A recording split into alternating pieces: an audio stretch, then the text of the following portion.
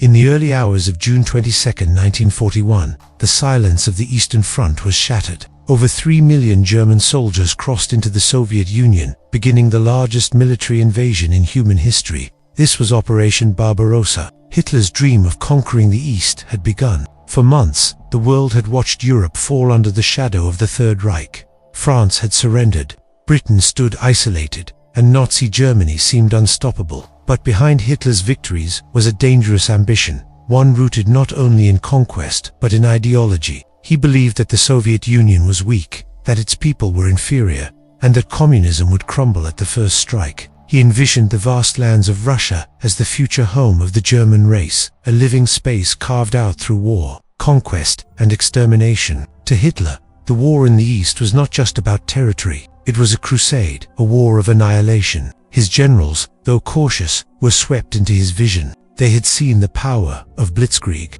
In Poland, in France, and across Western Europe, German forces had crushed their enemies with speed and precision. Why should the Soviet Union be any different? Yet not all were convinced. Some within the German high command warned that the Soviet Union was far stronger than Hitler imagined. Its armies were vast, its resources endless, and its people hardened by struggle. But Hitler dismissed their concerns. He was certain that once Moscow fell, the Soviet regime would collapse like a house of cards. The plan was grand in scale. 3 massive army groups would advance across a front stretching nearly 2,000 miles. Army Group North, led by Field Marshal Wilhelm von Lieb, would push through the Baltic states and capture Leningrad. Army Group Center, under Fedor von Bock, would strike directly toward Moscow, the heart of the Soviet Union.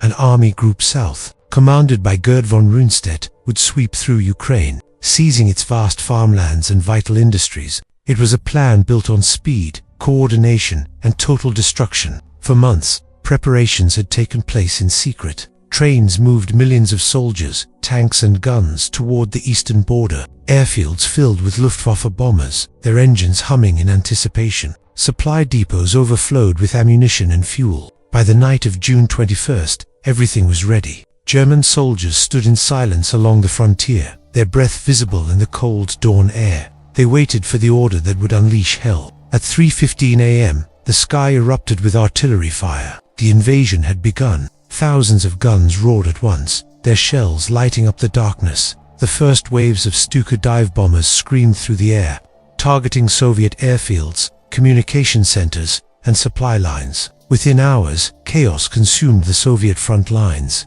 Entire divisions were caught off guard. Planes were destroyed on the ground before they could even take off. Communications broke down, and commanders were left blind and isolated. The German advance was rapid, almost unstoppable. In the first days, towns and villages fell one after another. Soviet forces fought bravely, but confusion and poor coordination doomed them. Many soldiers didn't even know war had started until bombs began falling around them. Stalin himself refused to believe the reports at first. When his generals told him that the Germans had invaded, he thought it was a provocation, a local skirmish blown out of proportion. It was not until the scale of the attack became undeniable that he finally realized the truth. The Red Army, still recovering from years of purges and reorganizations, was unprepared for the onslaught. Stalin's own paranoia had crippled his command structure. Many of his best officers had been executed or imprisoned during the Great Purge. Those who remained were terrified of making mistakes,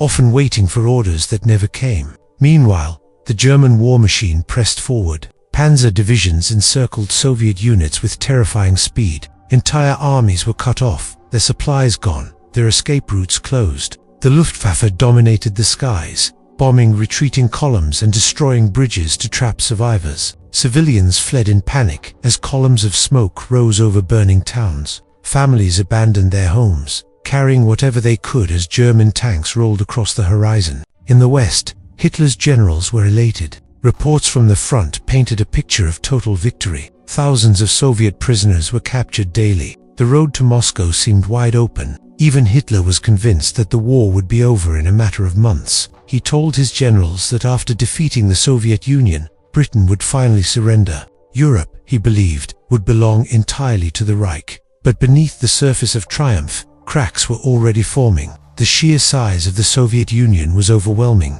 The further the Germans advanced, the longer their supply lines stretched. Fuel, ammunition, and food had to travel hundreds of miles along primitive roads that turned to mud with the summer rains. Tanks began to break down, soldiers grew exhausted, and logistical chaos set in. Still, the orders were clear: advance at all costs. The brutality of the campaign was unlike anything Europe had seen before. Hitler's orders called for the total destruction of Soviet resistance. Political officers, known as commissars, were to be executed on sight. Civilians suspected of aiding the Red Army were shot. Villages were burned to the ground, their inhabitants left to die. For the soldiers on both sides, Barbarossa was a descent into hell. The front stretched endlessly, and the fighting was relentless. The heat of summer turned to choking dust during the day and freezing cold at night. The wounded lay for days without aid, the dead left unburied. And yet, both sides fought on, one for conquest, the other for survival. In the cities and fields of the Soviet Union, the war became deeply personal. Families watched as fathers and sons went off to fight, many never to return. The sound of war, the roar of tanks, the screams of dive bombers, the endless thunder of artillery, became the soundtrack of a continent on fire. Within 3 weeks, German forces had advanced hundreds of miles into Soviet territory. Minsk fell, then Smolensk, as entire Soviet armies were surrounded and destroyed. Millions of soldiers were captured, their fates sealed in prisoner camps where starvation and disease claimed countless lives. Hitler believed victory was inevitable, yet the deeper his armies pushed, the stronger the Soviet resistance became. For every town taken, new defenses rose further east. The Red Army, though battered, refused to die. In the factories of the Ural Mountains, Soviet workers labored day and night, producing tanks, guns, and aircraft. Women and children joined the effort, replacing the men who had gone to the front. It was a total war, a struggle for survival unlike any the world had seen.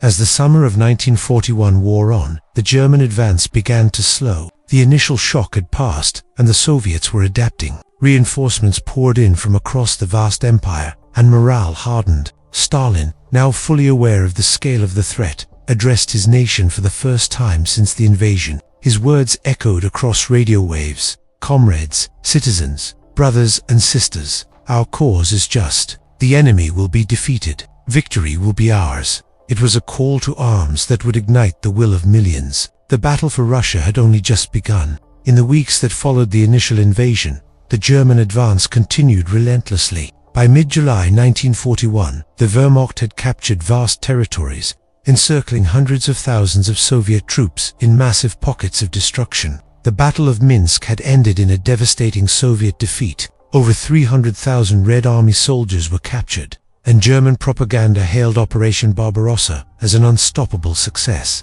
The roads east were lined with endless columns of prisoners, weary and broken, marching toward camps where few would survive. Yet beneath this illusion of victory, the German High Command was beginning to sense the growing weight of the campaign. The distances were far greater than they had anticipated, and the Soviet resistance was not collapsing as quickly as Hitler had promised. The Blitzkrieg, designed for swift and decisive warfare, was beginning to lose its momentum in the endless plains of the east.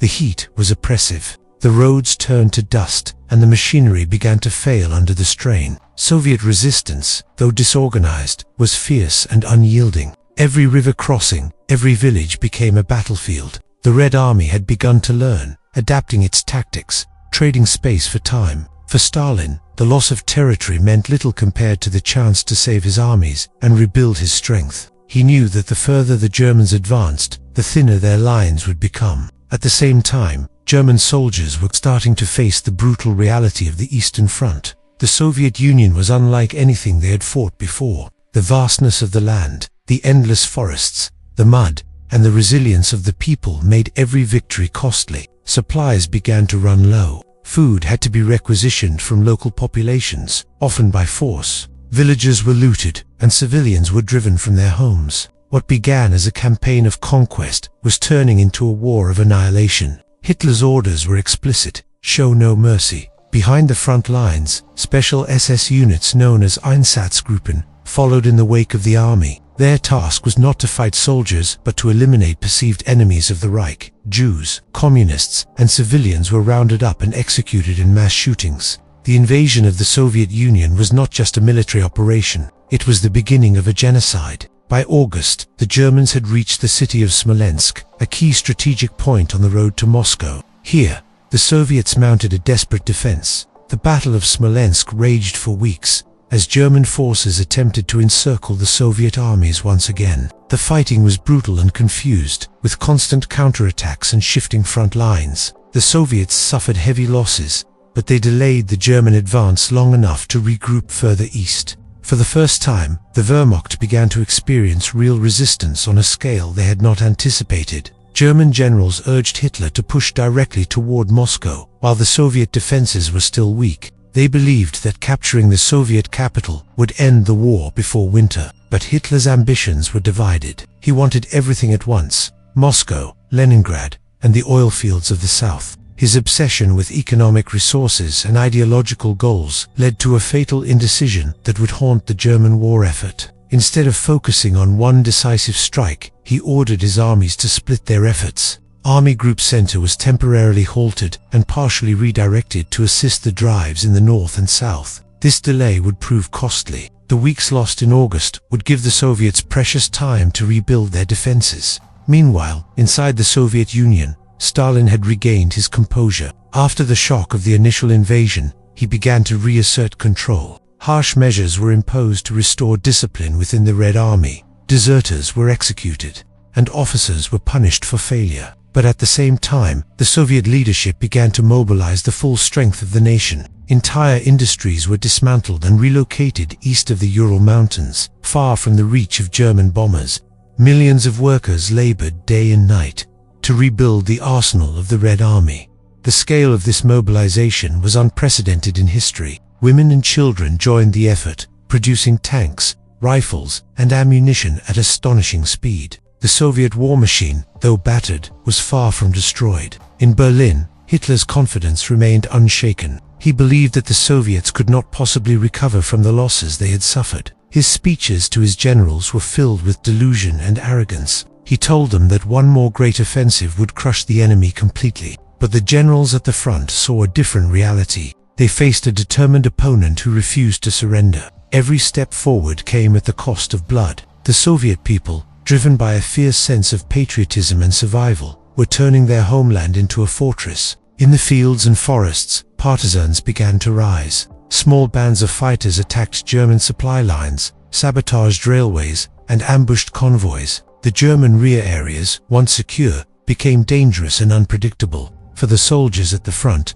the war was becoming a nightmare of endless combat, hunger, and exhaustion. As summer gave way to autumn, the landscape began to change. The rains came, turning the dirt roads into rivers of mud. Vehicles sank, horses collapsed, and the advance slowed to a crawl. The German army, unprepared for the harsh conditions, struggled to maintain momentum. Still, Hitler demanded progress. He could not accept delay or retreat. His obsession with victory blinded him to the growing signs of disaster. In September, after weeks of argument among the high command, Hitler finally ordered the renewed push toward Moscow, Operation Typhoon. The goal was clear: capture the Soviet capital before winter. He believed that taking Moscow would shatter the Soviet government and bring an end to the campaign. The German soldiers, weary but determined, prepared for another massive assault. They had marched for months across a continent, fought endless battles, and endured unimaginable hardships, yet they still believed that victory was within reach. At the same time, the Soviet high command prepared for the defense of Moscow. Trenches were dug, fortifications built, and every able-bodied citizen was mobilized. The capital became a fortress. As the German offensive began, the two greatest armies in the world clashed in a struggle that would decide the fate of Europe. The air was thick with smoke, the ground churned by artillery. The road to Moscow was paved with fire and blood. The Battle of Smolensk had delayed the Germans, but it had also shown that the Red Army could stand and fight. Now, as autumn deepened and the days grew shorter, both sides knew that the coming months would bring the true test. The Germans hoped for one final victory before the snows came. The Soviets prepared for a long and terrible winter. Operation Barbarossa was no longer a swift campaign. It had become a war of endurance, and the outcome was far from certain. By late September 1941, the German army had regrouped and refocused its strength toward a single goal: the capture of Moscow.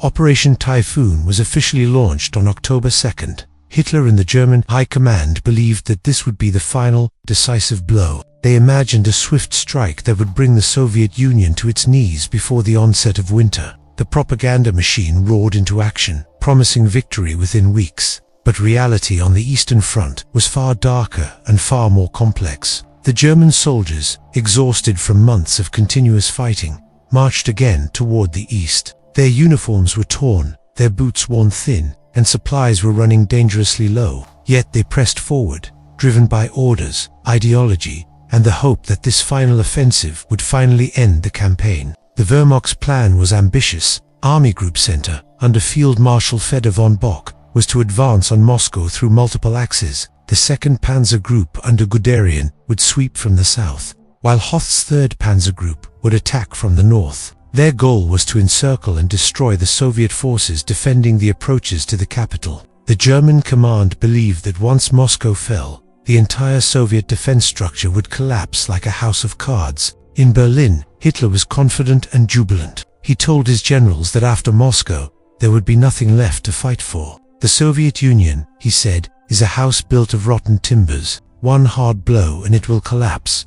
But the Soviet Union was not yet ready to collapse. In Moscow, Stalin had already declared a state of siege. The Soviet capital became a fortress of defiance. Trenches were dug around the city, anti-tank obstacles built, and thousands of civilians were mobilized to help with the defenses. Men and women, old and young, worked side by side through rain and cold, digging, hauling, and fortifying. The Red Army, under the command of General Georgy Zhukov, was preparing for its greatest test. Zhukov had recently been recalled from the defense of Leningrad to take command of Moscow's defenses. He was one of the few Soviet generals who had survived Stalin's purges and had already proven his brilliance in earlier battles. He understood that Moscow was not just a city, it was the heart of the Soviet Union.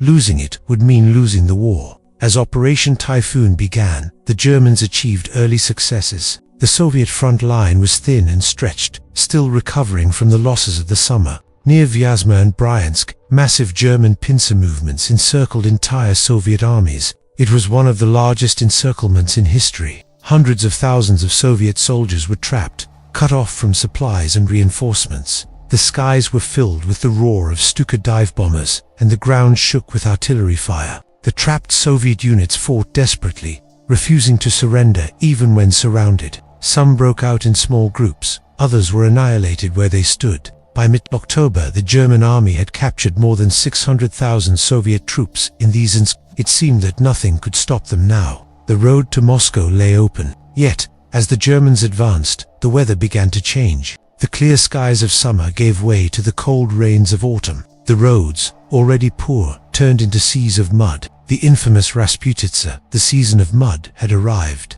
Tanks sank into the ground, trucks became stuck, and horses struggled to move through the muck. The mighty blitzkrieg came to a crawl. Supplies, ammunition, and fuel could not reach the front. Soldiers pushed vehicles by hand, or simply abandoned them. The German advance slowed to a painful halt. Despite the conditions, Hitler demanded that the offensive continue. "We cannot stop," he told his generals. "Moscow must fall before the winter."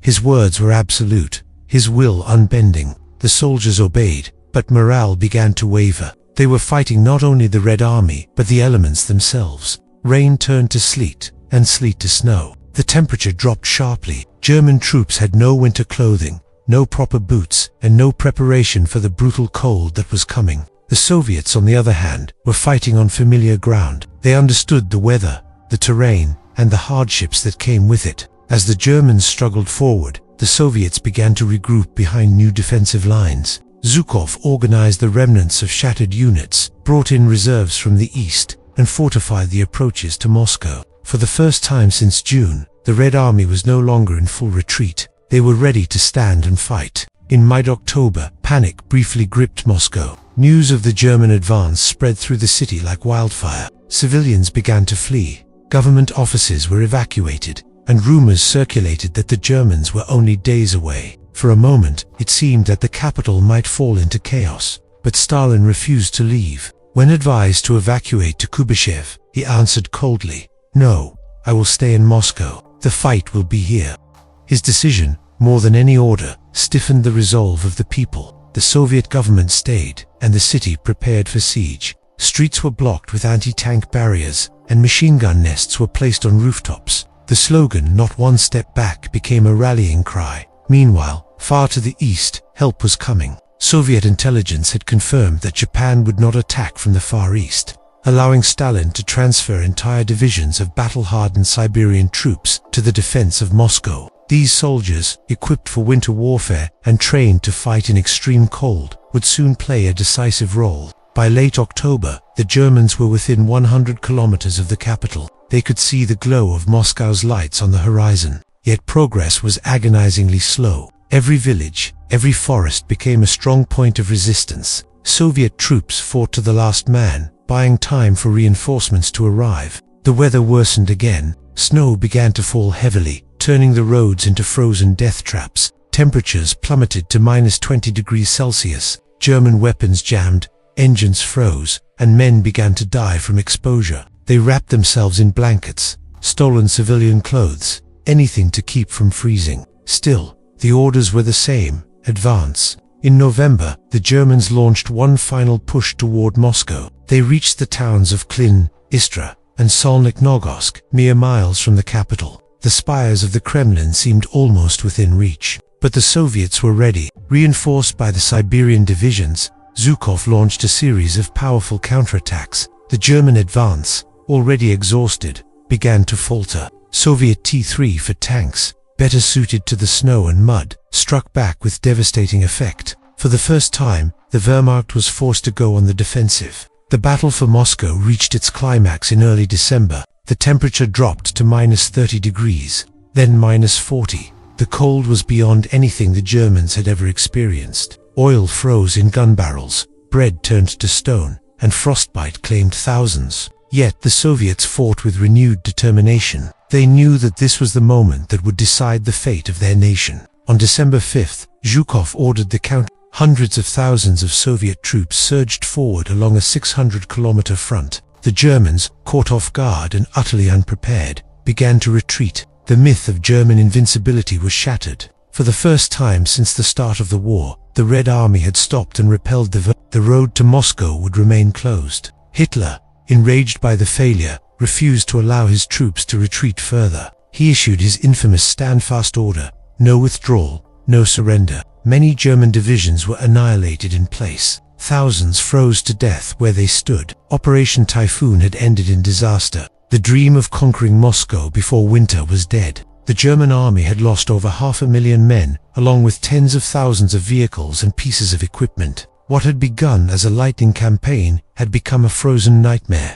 In the aftermath, both sides began to grasp the true nature of the conflict they were in. This was not a war that would end quickly. It was a war of endurance, of industry, and of willpower. For the Germans, the failure at Moscow marked a turning point. They had underestimated the Soviet Union, its people, and its vast resources. For the Soviets, the victory at Moscow became a symbol of hope. It proved that the Red Army could fight, survive, and triumph. As the year 1941 came to an end, the Eastern Front had consumed millions of lives. Cities lay in ruins, fields burned, and entire populations displaced. But beneath the snow and the silence of winter, both armies prepared for the next chapter. Operation Barbarossa had failed to achieve its goal. Moscow still stood, defiant and unbroken, yet the war was far from over. The struggle for the East was only beginning, and the price of victory for either side would be beyond imagination.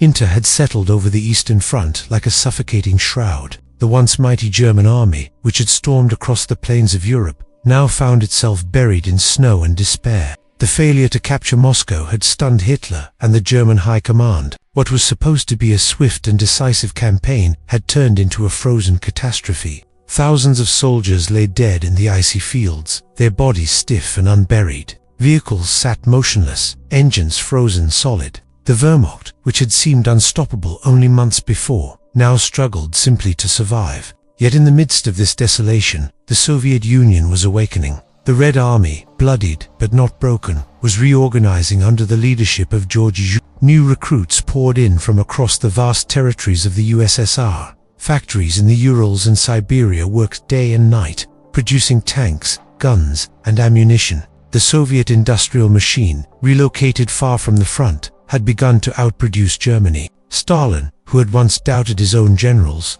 now placed his full trust in Zhukov. "You have saved Moscow," he told him. "Now we will save Russia."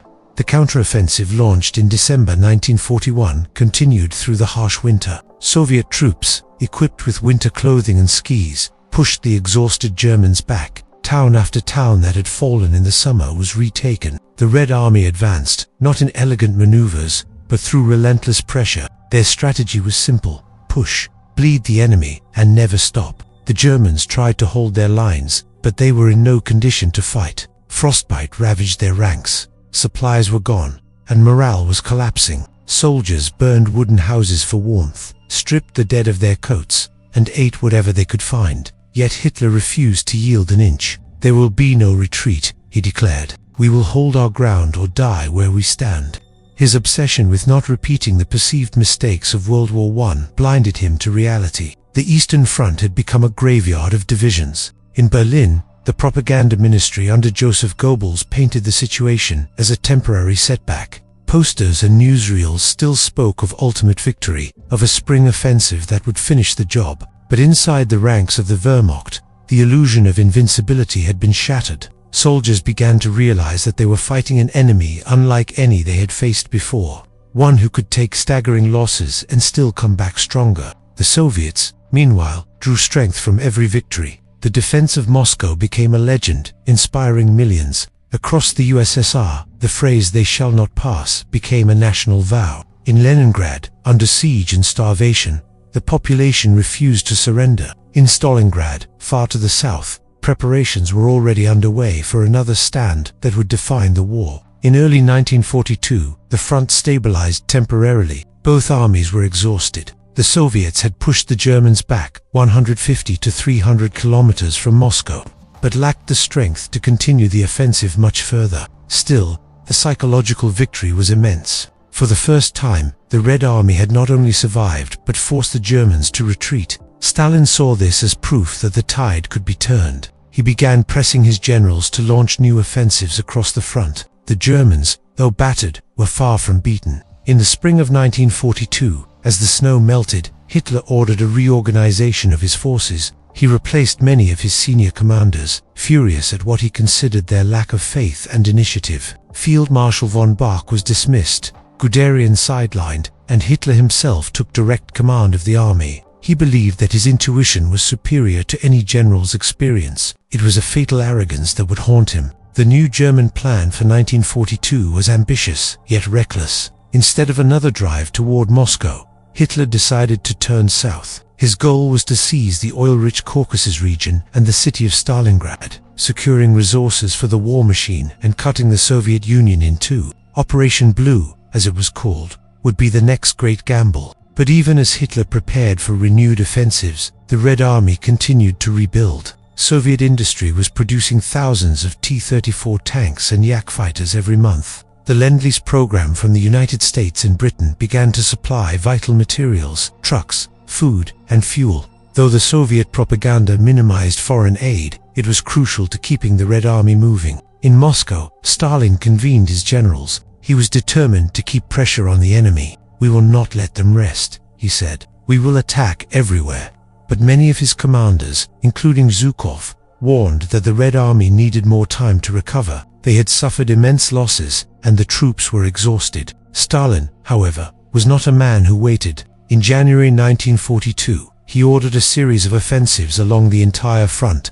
The results were mixed at best. In some sectors, Soviet troops advanced several kilometers, capturing villages and small towns. In others, the attacks failed disastrously. The worst came at Urzev and Kharkov, where entire Soviet formations were encircled and destroyed by counter-attacking German forces. The Germans, though weakened, still possessed superior tactics and experience. They used mobile defenses, luring Soviet units into traps before striking back with tanks and artillery. Thousands of Red Army soldiers were lost, and yet Stalin refused to halt the attacks. "Every kilometer gained," he argued, "is a kilometer closer to Berlin."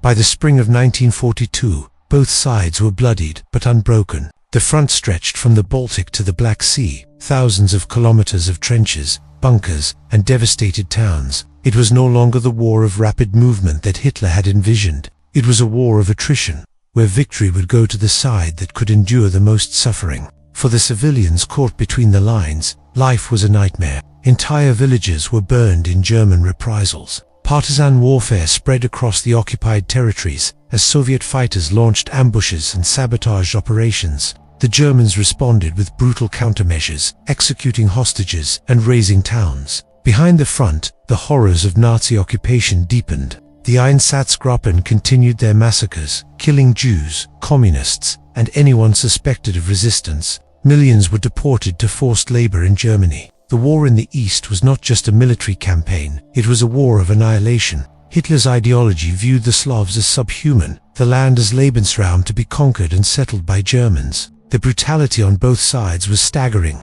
but the German invasion unleashed a scale of destruction the world had never seen. As the snow melted and spring returned, the ground once again turned to mud. Columns of German armor began to move south, preparing for Operation Blue. The targets were Stalingrad and the Caucasus oil fields. Hitler believed that if he could seize them, he would choke the Soviet war effort and secure Germany's dominance. In his mountain retreat at Berchtesgaden, he told his generals, "This year we will finish what we began."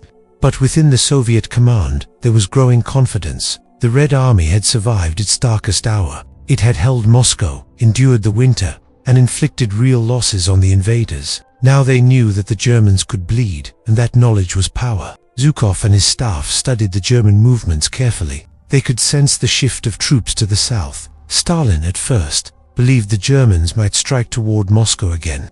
But as reconnaissance confirmed the southern buildup, plans began to form. If the Germans were going to overextend again, perhaps the Soviets could turn that ambition into disaster. By May 1942, the stage was set for a new phase of the war, one that would lead to some of the bloodiest battles in human history. The failures of winter had not broken the Germans, but they had exposed the limits of Blitzkrieg. And as Hitler's gaze turned to Stalingrad, he was walking straight into the trap of his own making. The war that had begun with lightning strikes and promises of swift victory was turning into a slow, grinding struggle for survival. The outcome would not be decided by strategy alone, but by endurance, willpower, and the capacity to suffer. Operation Barbarossa had opened the gates to hell, and now, in 1942, both armies were trapped inside it. By the summer of 1942, the Eastern Front once again roared to life. The snow had melted, and the fields of Ukraine and southern Russia were green and open, perfect terrain for the return of Blitzkrieg. Hitler was determined to reclaim the momentum that had been lost before Moscow. He called it Operation Blue, a new offensive that would strike deep into the Soviet Union, capture the oil fields of the Caucasus, and seize the city of Stalingrad on the Volga River. His generals were cautious, knowing the dangers of overextension, but Hitler's confidence was absolute. "Once we take the oil," he declared, "the Russians will be finished." The German forces reorganized after the brutal winter, launched their attack in June. The spearhead of the offensive was made up of elite panzer divisions, supported by mechanized infantry and air cover from the Luftwaffe. The initial results were spectacular. Soviet defenses, still recovering from the losses of the previous year, were shattered by the sheer force of the German assault. Entire armies were encircled and destroyed in the open fields. Thousands of Soviet soldiers were captured or killed, and the Germans once again advanced rapidly across hundreds of kilometers. Hitler watched the progress with satisfaction, convinced that his vision of conquest was finally being realized. Yet beneath the surface of victory, the same cracks that had doomed Barbarossa were beginning to appear. The distances were enormous, the logistics strained, and the German army was no longer as fresh or as strong as it had been in 1941. Fuel shortages began to slow the advance, and the heat of the Russian summer was merciless. Soldiers marched through clouds of dust, their uniforms soaked in sweat, their tanks overheating under the blazing sun. The Soviet command, under Zhukov and Vasilevsky, realized that the Germans were spreading themselves thin once again. The Soviets had learned to read German movements, to predict their thrusts and prepare. Stalin had also begun to listen to his generals more carefully. Rather than throwing his forces into reckless offensives, he allowed them to withdraw strategically, trading space for time. The Red Army retreated across the steppes, luring the Germans deeper and deeper into the south. The German high command was divided. Some, like General Halder, urged caution and concentration of forces. But Hitler, obsessed with grand visions, began to split his armies. He sent one group south toward the Caucasus to seize the oil of Baku, while the other, the Sixth Army under General Friedrich Paulus, was ordered to capture Stalingrad. The decision was disastrous. The two objectives were hundreds of kilometers apart, and the supply lines were already stretched to the breaking point. As the Sixth Army advanced toward Stalingrad, it faced increasing resistance. Soviet forces, under orders from Stalin himself, were told that the city must not fall. Not one step back. Read Order No. 227. Stalingrad was more than just a city. It was a symbol. Bearing Stalin's name, it represented Soviet pride, defiance, and survival.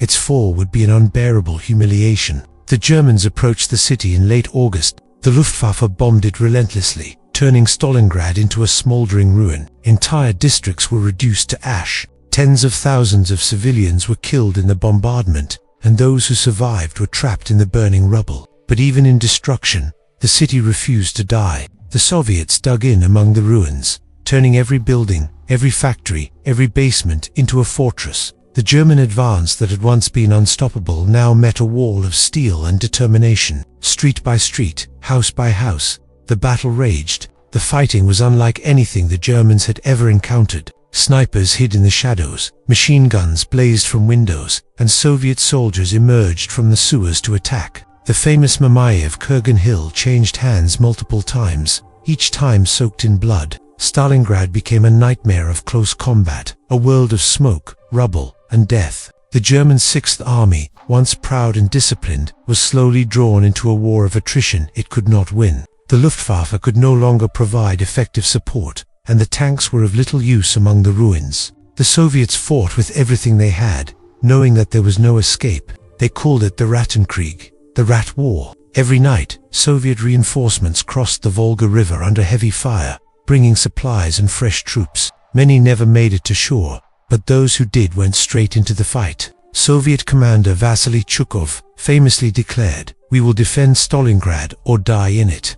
His troops lived up to his words. For the Germans, Stalingrad became an open wound. The Sixth Army was trapped in a battle it could neither escape nor win quickly. Yet Hitler refused to allow withdrawal. He demanded that the city be taken at all costs. He saw Stalingrad as a personal challenge, a duel between himself and Stalin. Every report of delay or failure enraged him. He sent reinforcements, diverting resources from other fronts, convinced that one final push would end the fight. But the Soviets were not breaking. They were bleeding, but they were also preparing. Beyond the city, massive Soviet armies were gathering on the flanks, hidden from German reconnaissance. Their plan, codenamed Operation Uranus, would change the course of the entire war. By November 1942, the Germans had captured most of Stalingrad, but they were exhausted. The front line ran through the heart of the city, with Soviet defenders clinging to the western bank of the Volga.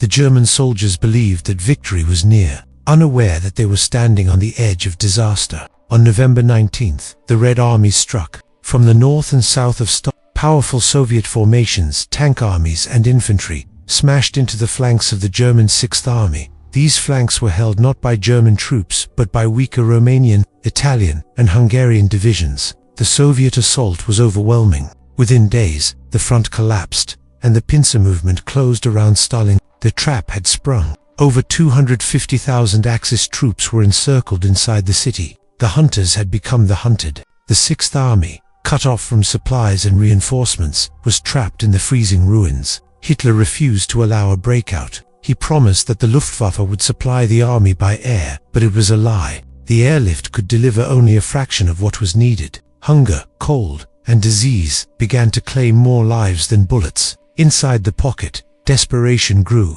Soldiers ate horses, dogs, and even boiled leather. Wounded men froze to death in field hospitals. Letters from home went unanswered. They were alone in the wasteland. Outside the city, the Soviets tightened the noose. Artillery pounded the German positions day and night. Every attempt to break the encirclement failed. In December, Field Marshal Erich von Manstein launched Operation Winter Storm to relieve the trapped army.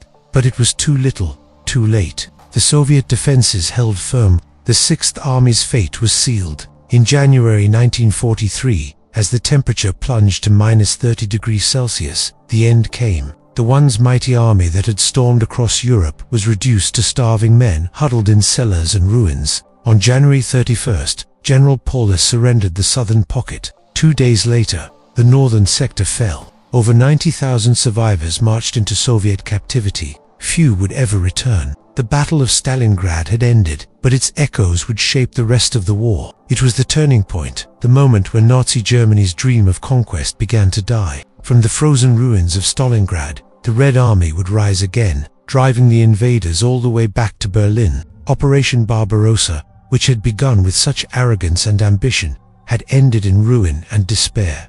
Operation Barbarossa dragged on into the late summer of 1941, and the German advance, once lightning fast, began to lose its edge. The vastness of the Soviet Union was swallowing the Wehrmacht whole. Supply lines stretched thin, fuel and ammunition became harder to deliver, and vehicles began to break down after thousands of kilometers of constant movement. Yet Hitler refused to slow down. He was obsessed with the idea of destroying the Red Army before winter. He pushed his commanders to advance faster, deeper, harder toward Moscow, toward victory. But nature and resistance were uniting against him. The Soviets, though suffering catastrophic losses, were far from defeated. Every village, every bridge, every field became a battleground. Civilians burned their own crops and livestock to deny resources to the enemy. The Red Army, now reorganized under Zhukov and other rising generals, began to counterattack, learning from its mistakes. At Smolensk, the Germans captured huge numbers of Soviet troops, but the battle delayed their march by precious weeks, and those weeks would soon prove fatal. As September arrived, Hitler diverted forces south toward Kiev,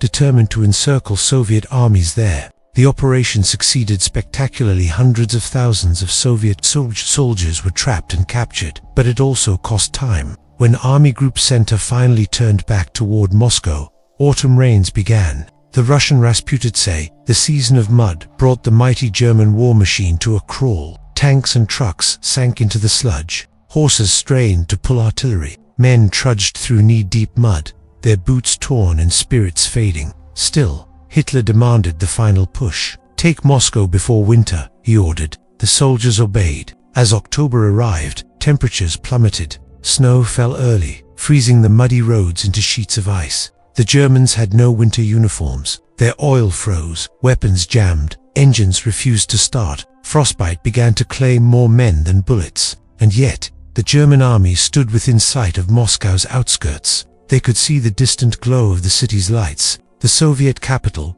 heart of the communist world, stood trembling but unbroken. Stalin refused to flee. He stayed in Moscow, rallying his people with fierce determination. He spoke on radio broadcasts, declaring that the motherland would not fall. Soviet factories were still churning out tanks and planes beyond the Urals. Trains kept arriving with reinforcements, many of them poorly trained, barely armed, but driven by a burning will to defend their homeland. As the Germans launched Operation Typhoon, the assault on Moscow, they were met with a storm of resistance. Soviet divisions dug deep defensive lines, barricades, and trenches. Civilians worked day and night, building fortifications around the capital. The battle raged through towns like Klin, Tula, and Kaluga. Every inch of ground cost blood. For the Germans, this was supposed to be the final triumph, the fall of Moscow, the collapse of the Soviet Union, and the end of the war in the East. Instead, it became their nightmare. On December 5, 1941, when the temperature had dropped to -30°C, the Red Army launched a massive counteroffensive. Siberian divisions, hardened by the cold and newly transferred from the east after Japan decided not to attack the USSR, struck with devastating force. The Germans, exhausted and frozen, were driven back. For the first time since the war began, the Nazi war machine was in retreat. The myth of German invincibility shattered in the snow outside Moscow. Hitler raged in his headquarters, blaming his generals, refusing to allow any retreat orders, and declaring that the German army would hold its ground to the last man. But the truth was clear. Operation Barbarossa had failed. The quick victory he had promised the German people was gone. Instead, the Eastern Front would become a war of annihilation, a brutal, grinding struggle that would consume millions of lives over the next 4 years. Villages burned, cities turned to ash, and entire generations were wiped out. Yet in that winter of 1941, amid the snow and fire outside Moscow, the tide of history began to shift. The Soviet Union had survived the storm. It was bloodied, broken, but alive. And from those ashes would rise the force that would one day march all the way to Berlin. The failure to capture Moscow in the winter of 1941 marked a turning point in Operation Barbarossa. What had begun as a lightning campaign meant to destroy the Soviet Union in a matter of months had now become a prolonged, brutal war of attrition. German soldiers, unprepared for the cold, shivered in thin uniforms while their vehicles froze solid in the snow. Horses dropped dead in the icy fields, and frostbite claimed fingers and toes faster than bullets could. The once unstoppable Wehrmacht now struggled just to survive the winter. Supplies were dwindling, morale was collapsing, and for the first time, the idea of defeat no longer seemed impossible. Yet Hitler refused to admit failure. He dismissed the setbacks as temporary, convinced that the Soviet Union was on the brink of collapse. He believed that one more push, one more offensive would finally bring victory. Meanwhile, in Moscow, the mood was equally grim but filled with defiance. Stalin and his generals had survived the worst and learned from it. They reorganized the Red Army, replaced incompetent officers, and adapted their tactics. Soviet intelligence had improved, logistics were streamlined, and production surged despite the devastation. Factories relocated deep into Siberia worked around the clock, producing tanks, planes, and artillery. By the spring of 1942, the balance of strength was shifting. The Germans still held vast territories, but they were stretched thin, defending a front thousands of kilometers long. Partisan resistance movements had sprung up behind German lines, sabotaging railways, ambushing convoys, and spreading terror among occupation forces. In response, the Nazis unleashed horrific reprisals, burning entire villages, massacring civilians, and executing anyone suspected of aiding the partisans. This was not just a military campaign anymore. It was a war of extermination. Both sides knew that only total victory could bring peace. As the snow melted and the mud returned, Hitler prepared for a new offensive. He had given up on Moscow for now and turned his eyes south. The oil fields of the Caucasus were his new obsession. Without oil, the German war machine would grind to a halt. The new plan Operation Blue aimed to capture Stalingrad and then push into the Caucasus to seize the oil. Once again, he believed a decisive blow would end the war. But the Red Army was no longer the disorganized force of 1941. Soviet soldiers were tougher, better equipped, and motivated by vengeance. They had seen what the Germans had done: villages burned, civilians executed, entire cities erased. They were fighting not just for their country, but for survival. The summer of 1942 brought renewed fury to the Eastern Front. German panzers once again thundered across the steppes, cutting through Soviet lines and driving deep into the south. Cities like Kharkov and Rostov fell, and it seemed the old magic of blitzkrieg had returned. But beneath the surface, cracks were forming. Logistics once again became a nightmare. Supply lines stretched over vast distances, vulnerable to attack. The Luftwaffe no longer had absolute air superiority. Soviet aircraft, once scarce, now roamed the skies in greater numbers, and the Red Army had begun to master the art of deception, drawing the Germans into traps and then striking at their flanks. By August, the German Sixth Army was approaching. The name meant little to most German soldiers. It was just another city on the map, but to Hitler, it carried symbolic weight. It bore Stalin's name, and he wanted to crush it to break Soviet morale. Capturing Stalingrad became an obsession. Hitler ordered that the city be taken at all costs. The Soviets, understanding its symbolic importance, vowed to defend it to the last man. Stalin issued his infamous Order No. 227, not one step back. Desertion or retreat without orders was punishable by death. What followed would become one of the most horrific and decisive battles in human history. But in the summer of 1942, no one could yet imagine how much blood Stalingrad would demand. For the soldiers marching toward the Volga, the horizon shimmered with heat, smoke, and the faint echo of artillery. The Germans believed they were advancing toward victory. In truth, they were marching into the jaws of destruction. Operation Barbarossa had unleashed a war unlike any before, a conflict driven by ideology, hatred, and survival. As both armies prepared for the next stage, one truth was clear: the Eastern Front would not end quickly, and the cost of every kilometer would be paid in blood. By late 1942, the Eastern Front had become a furnace consuming men and machines at an unimaginable rate. The once invincible Wehrmacht was now locked in brutal street fighting within the ruins of Stalingrad, a city reduced to rubble and ashes. German soldiers fought room to room, floor to floor, sometimes only meters away from Soviet defenders hidden among the debris. The air was filled with dust, smoke, and the stench of death. Both sides suffered horrific losses, yet neither was willing to yield. The Germans believed they were close to victory, but the Soviets were not breaking. Instead, they were drawing their enemy deeper into a trap that would soon close around them. While Hitler fixated on capturing Stalingrad, Soviet High Commander Zhukov and Vasilevsky was preparing a massive counteroffensive. Their plan, codenamed Operation Uranus, aimed to encircle the German Sixth Army by striking at its weaker flanks, held by Romanian, Italian, and Hungarian troops. These Axis allies lacked the armor and artillery to withstand a major Soviet assault. On November 19, 1942, the Red Army unleashed hell. Thousands of guns roared in unison as waves of Soviet tanks and infantry stormed forward under the cover of snow and smoke. The Axis flanks collapsed almost immediately, and within days, the trap closed. Over 250,000 German soldiers found themselves surrounded in Stalingrad, cut off from supplies and reinforcements. It was one of the most catastrophic encirclements in military history. At first, Hitler refused to allow them to retreat. He promised that the Luftwaffe would resupply the trapped army by air, just as they had done earlier at Demyansk. But Stalingrad was not Demyansk. The distances were greater, the weather harsher, and Soviet fighters controlled the skies. The Luftwaffe could deliver only a fraction of the needed supplies, and soon starvation, frostbite, and disease ravaged the encircled troops. Entire units froze in their trenches. Horses were slaughtered for food, ammunition dwindled, and morale collapsed. General Paulus, the commander of the Sixth Army, begged for permission to break out, but Hitler's answer was always the same: stand and fight. He declared Stalingrad a fortress to be held at all costs. As the situation grew desperate, Soviet forces tightened the noose, pushing closer every day. The Germans fought with incredible determination, but it was hopeless. By January 1943, the once proud Sixth Army was reduced to a starving, broken mass. On January 31st, Paulus finally surrendered, defying Hitler's orders to fight to the death. 2 days later, the last pockets of resistance collapsed. Nearly 90,000 German soldiers were taken prisoner, including 24 generals. Only a few thousand would ever return home after the war. The defeat at Stalingrad shattered the illusion of German invincibility. For the first time, the world saw that Hitler could be beaten. The loss also marked a turning point in the entire war. From this moment forward, Germany would be on the defensive,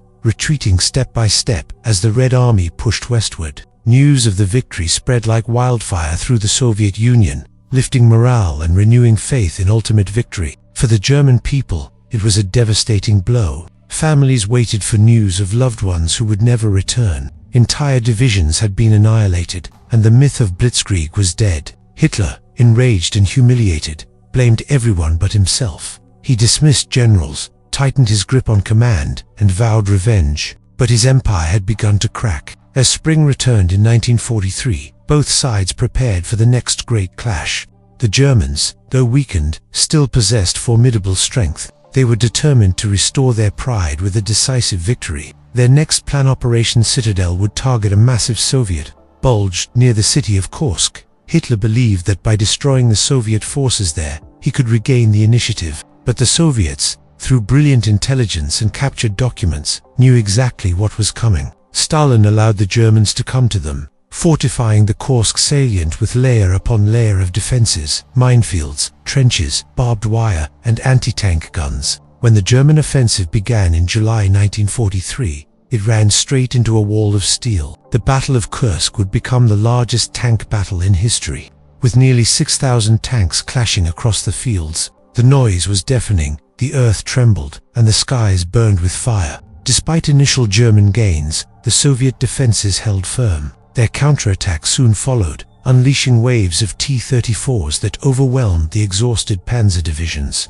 Within days, the offensive collapsed. Kursk ended Germany's last chance to seize the initiative in the east. From this point onward, the Red Army would push relentlessly westward, reclaiming city after city, village after village. Operation Barbarossa, once envisioned as a quick conquest, had now become a nightmare of retreat and destruction for the Germans. The dream of Lebensraum was buried beneath the frozen soil and scorched earth of the Soviet Union. The tide had turned, and nothing could stop it. But for the millions still fighting, dying, and suffering on both sides, the war was far from over. By the end of 1943, the German army that had once stormed across Europe stood battered and exhausted. The defeat at Stalingrad and the failure at Kursk had destroyed the illusion of German superiority on the Eastern Front. The Red Army was no longer the disorganized force of 1941. It had transformed into a modern, disciplined war machine. Soviet industry was in full swing,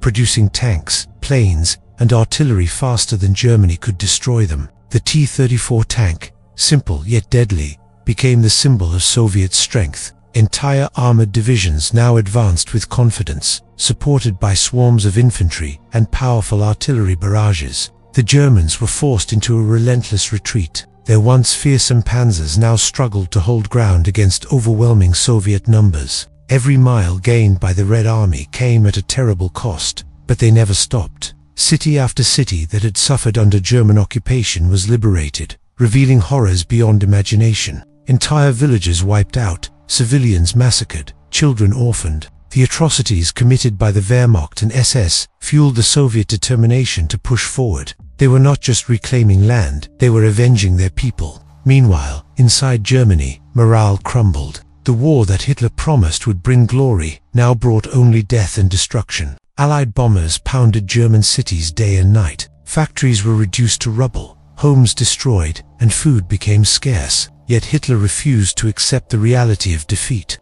He withdrew further into isolation, issuing impossible orders from his headquarters, often detached from the situation on the ground. Generals who dared to speak honestly were dismissed or executed. The Nazi war machine had become a vehicle of self-destruction, driven by one man's delusions. As 1944 began, the Red Army launched a series of massive offensives across the front. Operation Barbarossa in the summer would become one of the most devastating blows in military history. Designed to annihilate Germany's Army Group Center, it was executed with precision and overwhelming force. On June 22, 1944, exactly 3 years after the start of Operation Barbarossa, the Soviets struck. Within days, the German front line collapsed. Cities like Minsk, Vitebsk, and Orsha fell in rapid succession. Entire divisions were encircled and destroyed. Over 500,000 German soldiers were killed or captured. Army Group Center ceased to exist. The scale of the Soviet victory shocked even the Western Allies. In just weeks, the Red Army had advanced hundreds of kilometers, liberating Belarus and pushing the front toward Poland.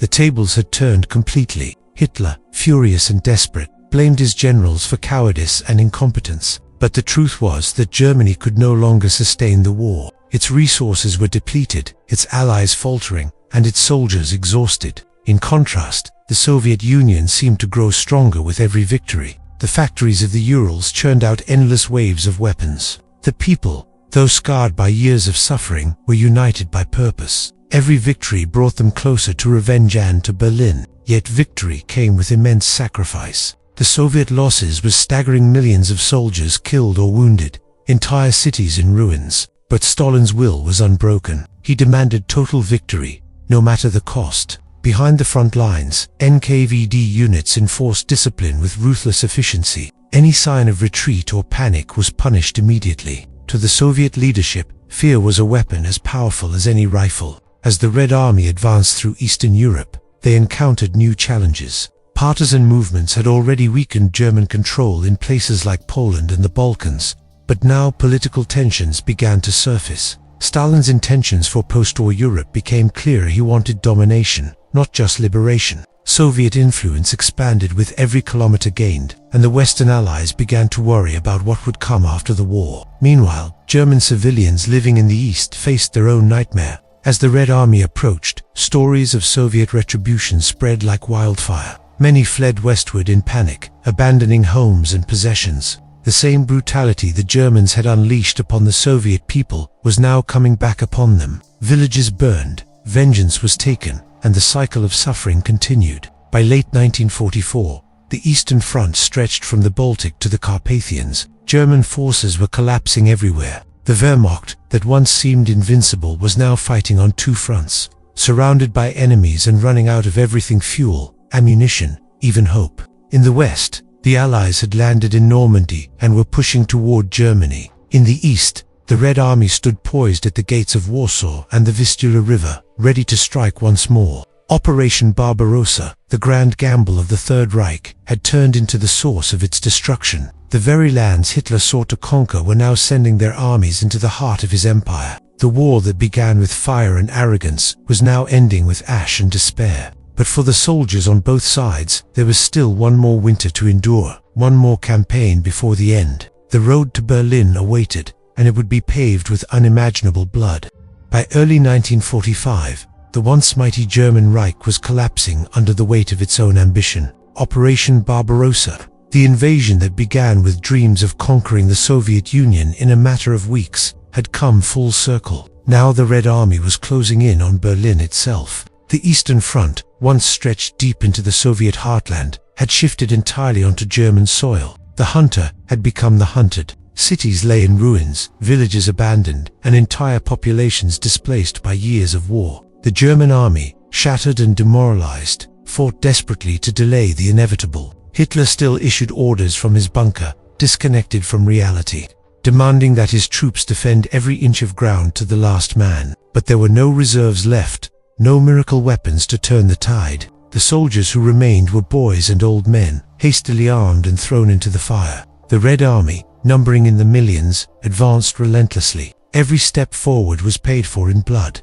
But nothing could stop them now. In January 1945, the Soviets launched the Vistula offensive, a massive assault that tore through the German defenses in Poland. In just weeks, they advanced over 500 kilometers, capturing Warsaw and crossing into German territory. The speed and power of the attack stunned even Stalin's generals. The German lines disintegrated, and panic spread throughout the civilian population. Streams of refugees fled westward through the snow, terrified of Soviet revenge. For the Red Army soldiers who had witnessed the atrocities of 1941, mercy was a rare commodity. The once proud Wehrmacht was now in full retreat, unable to stem the flood. Soviet artillery thundered day and night, turning entire cities into rubble. The Luftwaffe, once the terror of the skies, was almost non-existent. Soviet bombers and fighters ruled the air, hunting anything that moved. In the midst of this chaos, the propaganda of both sides painted the conflict as a final, righteous struggle.